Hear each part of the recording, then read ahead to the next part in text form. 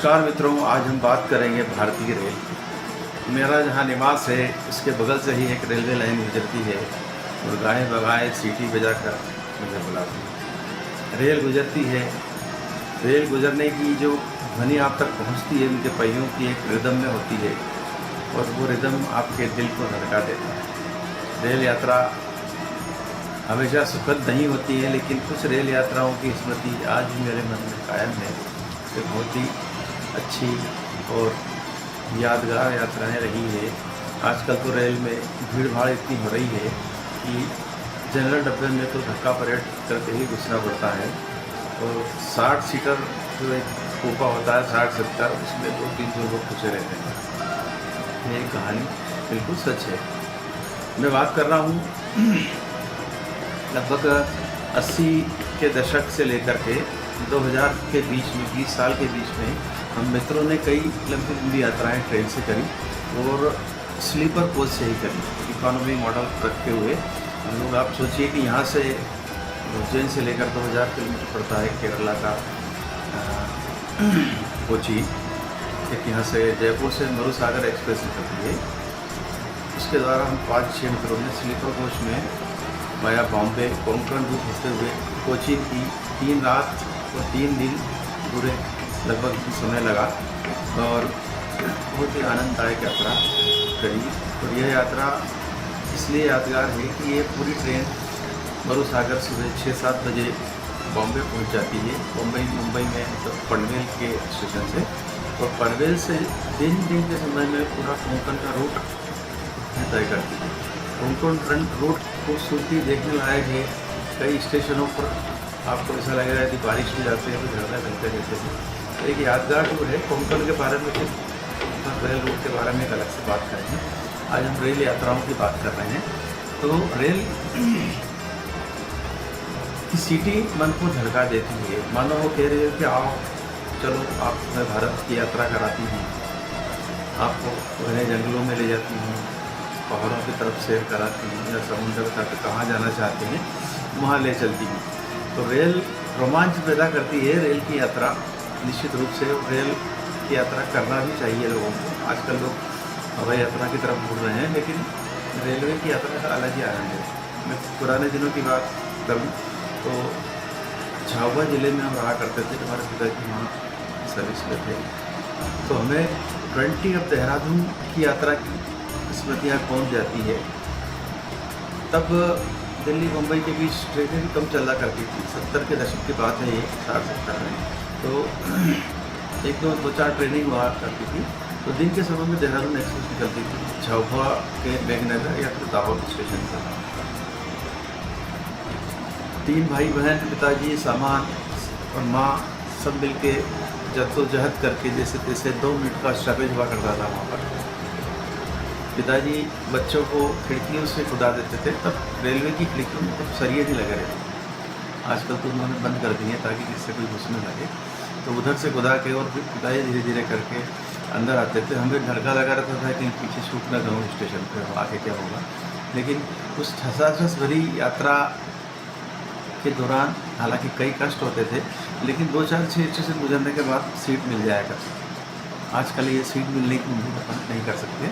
लोग लंबी लंबी दूरी की यात्रा भी, चूँकि किराए कम है रेलवे के, इसलिए जनरल कोच में करते हैं।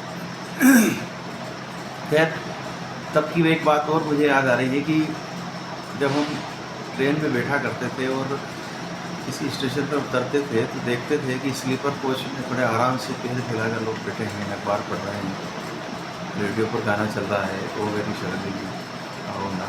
तो तब मन में होता था कि काश हम भी इसी तरह यात्राएं करें।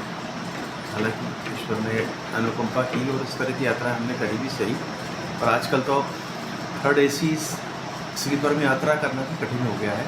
इवन 3rd AC में इतनी रेलन फेयर रहती है, आप चेन से बैठ करके न किताब पढ़ सकते हैं, न कुछ अपने पसंद के गाने सुन सकते हैं, बार बार डिस्टर्बेंस होता है। तो ये भीड़ भरा, चूँकि अब जनसंख्या भी आप मानिए 70 के दशक से आज हम डबल हो गए हैं। ट्रेन की यात्रा करने वाले भी उतने ही बढ़ गए हैं, 3 से 4 गुना।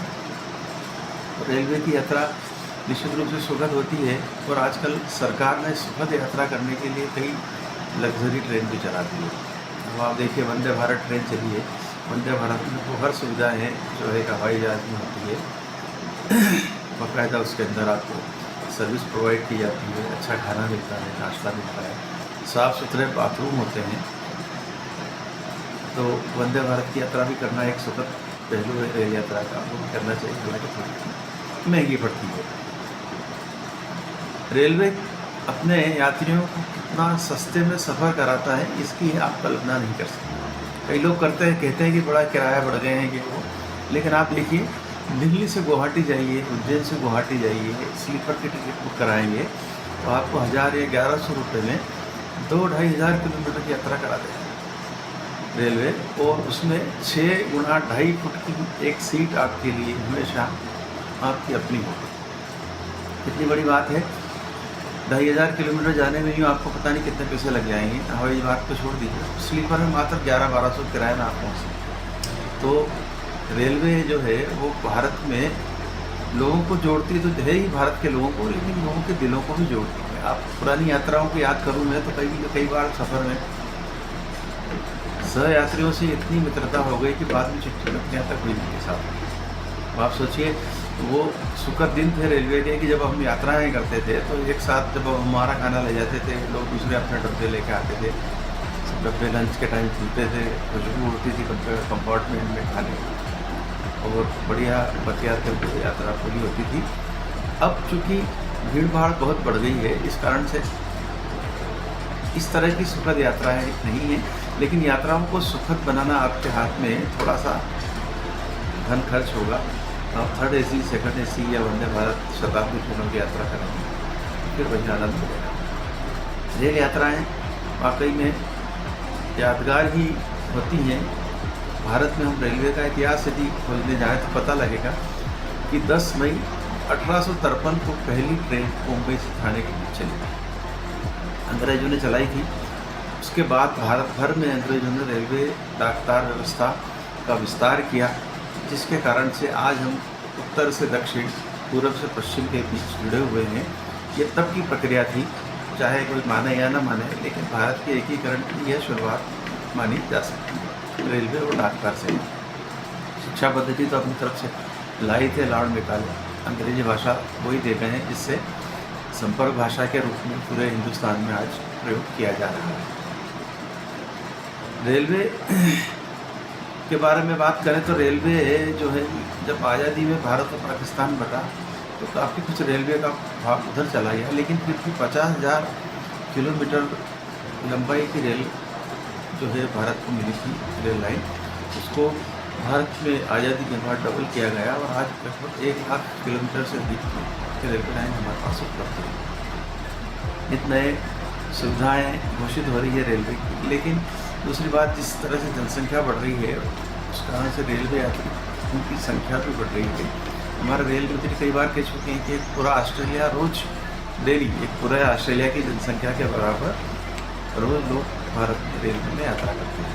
देखिए कितना बड़ा सिस्टम है, कितना बड़ा मैकेनिज़्म संभालना पड़ता है। हाँ, कई बार एक्सीडेंट भी होते हैं, लेकिन आमतौर पर सुरक्षित यात्राएँ होती है रेलवे में। तो रेल बुलाती है, दिल धड़काती है, रेल की सीटी सुन कर के आप भी कुछ सुनिए, अपना बैग उठाइए, कपड़े लगते रखिए और निकल पड़िए रेल की यात्रा पर। सुदूर पूर्व में चले जाइए या फिर दक्षिण में रामेश्वरम जाइए, उत्तर में हरिद्वार, देहरादून या फिर एंडोरा जा कर के जो टर्मिनल है रेलवे स्टेशन के, आप पहाड़ चढ़ जाइए, काठगोदाम तक जाइए, बड़ा मज़ा आएगा। तो रेल का नाम सुनते ही दिल धड़कता है, रेल की सीटी धड़काती है, दिल आपका भी धड़काती होगी। तो सभी से अनुरोध है कि एक बार फिर अपना मन बनाएं और रेल की यात्रा करें। आज बस इतना ही। नमस्कार।